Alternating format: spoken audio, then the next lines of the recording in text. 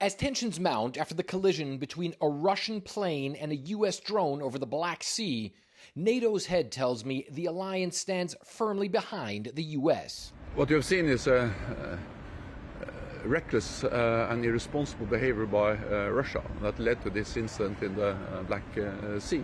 The good thing is that the United States behaved utmost professionally. And security on the seas is a huge issue for NATO.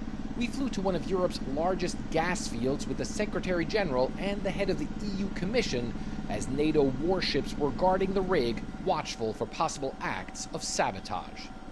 The U.S. and its allies understand full well that Russia's war in Ukraine is a threat not just to the skies above the seas and on the seas, but also to critical infrastructure under the sea as well. That's why the NATO alliance is beefing up its efforts to protect this critical infrastructure. These are the actual wells of the Troll gas field near Norway. Around 10% of the natural gas supplies for America's European allies come from this field alone, after most of them stopped buying gas from Russia. Last year, the Nord Stream pipeline between Germany and Russia was blown up in what the U.S. says was an act of sabotage.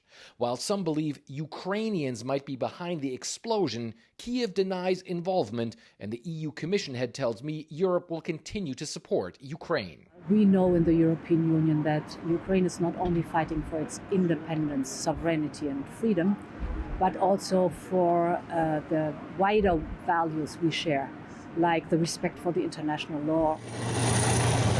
And the Ukrainians say they will fight on. Kyiv saying the most intense battles are still taking place around Bakhmut, where the Russians claim they're gaining ground.